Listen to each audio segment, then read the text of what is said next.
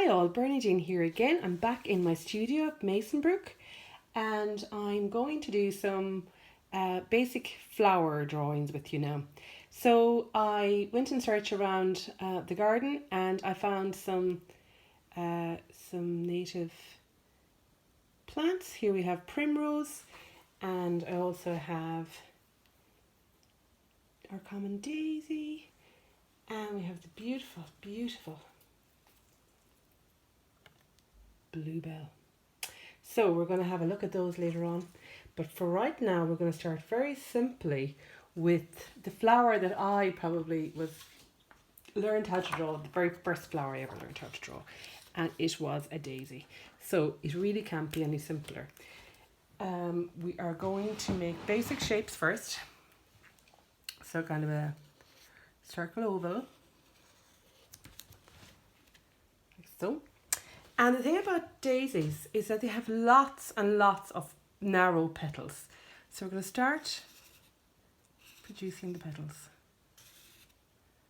one beside the other to start. We don't have to worry about making them too perfect because in nature things are not perfect. So make them pointy. The colour of a daisy is yellow in the centre, isn't it? With white petals. The beauty about daisies is they are practically everywhere you go. So it's absolutely no problem finding a daisy to draw, but also we can draw a daisy from just following these simple rules. Now, the thing about daisies are they have layers of petals. So behind the large petal, they have smaller petals. It's just like roundy triangles, really, isn't it? A curve. Look at that. How simple is that? Can you imagine colouring this in? Lovely. Now, in the centre of the flower here, we have this yellow part, and it's all tiny little stamens. It's tiny. So it's really textured, so you can just do nice little marks here. So this is going to be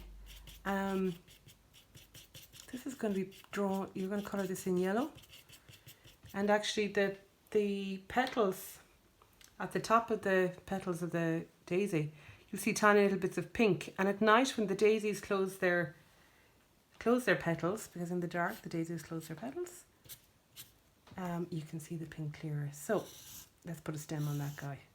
How simple is that? Couldn't be simpler.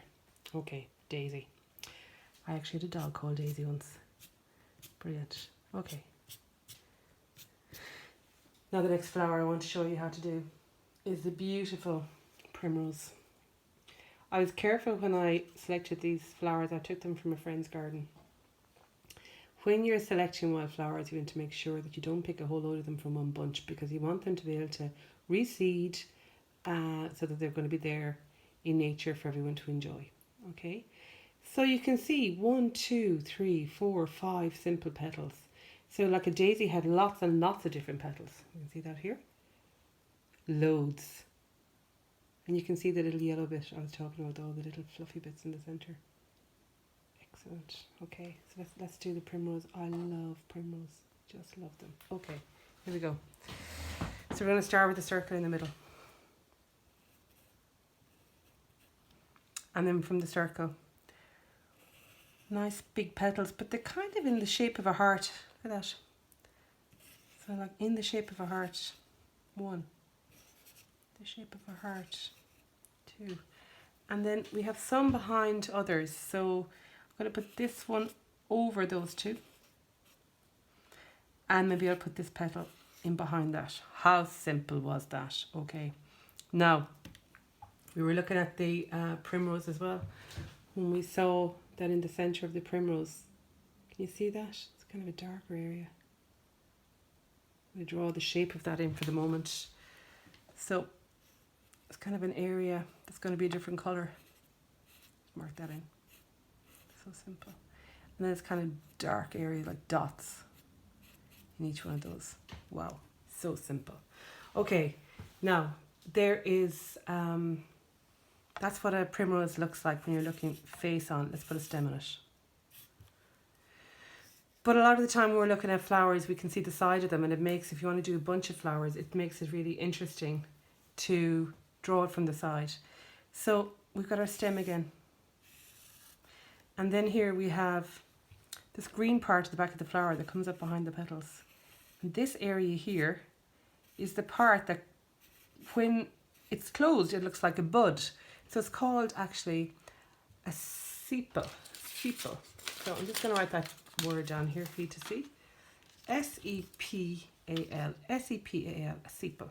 So that, when you can see the buds are closed, that looks green, and it's the same with the rose or any other flower. And then you open it out and the petals come out,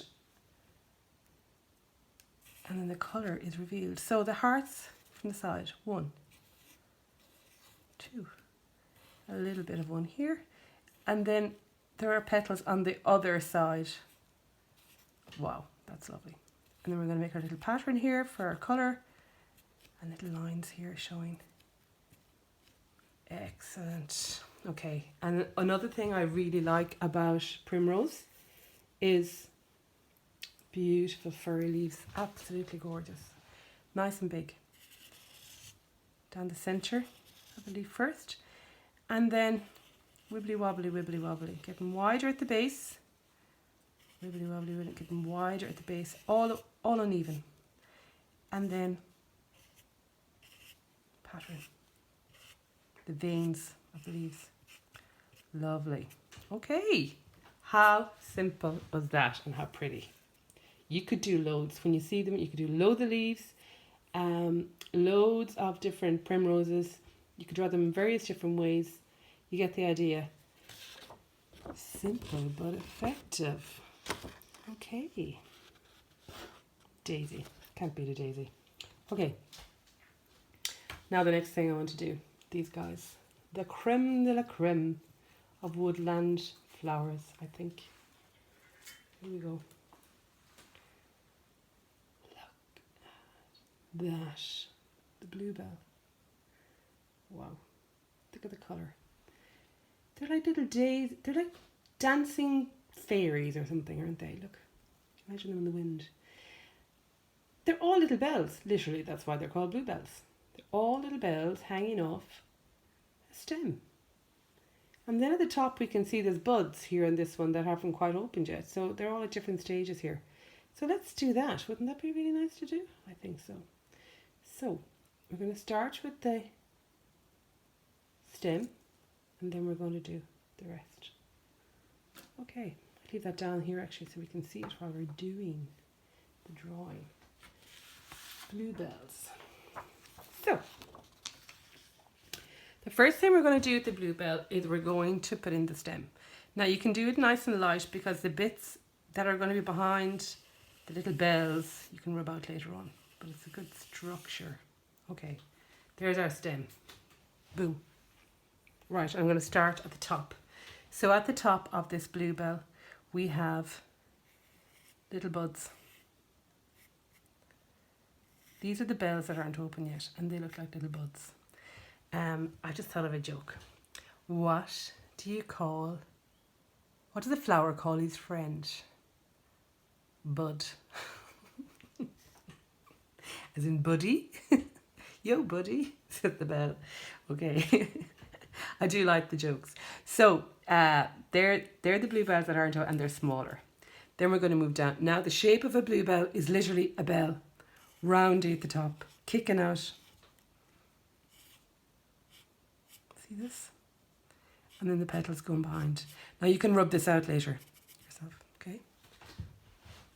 First bell. Next bell. You can do them as wibbly wobbly as you like. Curvy, curvy for the bells. And then we can see the petals off in the distance. Now, in the centre of the bells, we have these little stick-like things that come out, and they're called stamen. And they are what the bees feed in here, and this is where the pollen is gathered in the stamen. And then the pollen, when the bees move from bell to bell, This is how they fertilise the flowers, so that they'll make seeds, and then next year we'll have more bluebells. So the bells. Now as we go down the stem, we are making those bells a little bit bigger all the time. Now, what did we say these were called? At the back of the flower, before the flowers open up, there's little bits of green here. And we called those sepals, didn't we? S-E-P-A-L. Do you remember? So in the middle of the flower, we have this word called stamen. So this is in the center, the stamen. And then attach the top of the flower, the bit that attaches it to the stem, is called a sepal. Excellent. Let's put some stamen in here for the bees. Lovely. Okay. Continuing on down the bells. Here we go. And the sepal. And the stem. And you can go on. I'm just going to do a few bells for you today. But you can see that you can create as many bells as you want. I'm going to show you an example now of another bluebell. Lovely. Excellent. Love that. There's our bluebells. So you can see I have a lot more bluebells on this bluebell. In nature, you can have loads and loads of them. But for the purpose of my drawing today, that's as many bells as I'm going to do. But could you imagine drawing a whole field of them? Or an avenue outside your house, say, or put them in a vase. Draw a little vase. Let's have a go at doing that. So you can draw a little bowl and pop them into it. Put a few of them into it. Now, I think it's nice when you're doing flowers and things to add in, you know, like I did here with the primrose. I did the leaf. So I'd like us to draw in the leaf that goes with the bluebell. So the leaf that goes with the bluebell, it's easy, it's just long and thin. So long, thin lines, boom. Do a few of them. Now, these leaves here I'm going to put in behind those bluebells, so we're not drawing through them. Oh, beautiful. Now I'm going to sign it. And I'm going to put the date on it. And bluebell. Just to say as well, there are artists who spend their whole careers drawing flowers, and those types of artists are called botanical artists. So I'm going to write that word down for you. So they're called botanical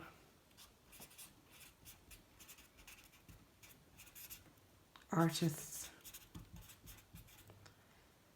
and they spend all day, every day in their artistic lives drawing flowers. Before there was cameras, when they went on boats to discover the new world, botanical artists went on the boats, and when they would find new plants, because every country and continent has different type of plant life.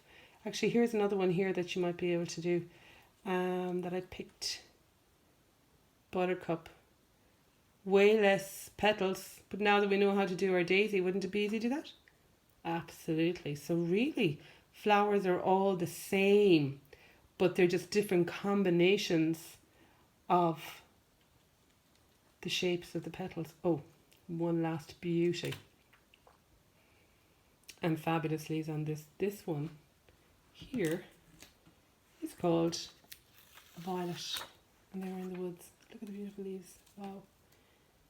So you have to go down real low. You have to have a real good look and see where these things are at, because they're all there. Loads of inspiration to be had, loads of ideas, things to do. Just thinking there, in the next couple of weeks, you could experiment with lots and lots of different foliage and plant life. And you can check out MAYSONBROOK.com for more ideas. MAYSONBROOK, that's who we are, .com. For more ideas on artistic things to do. Thank you very much, and I hope you enjoyed. Talk to you soon. Bye.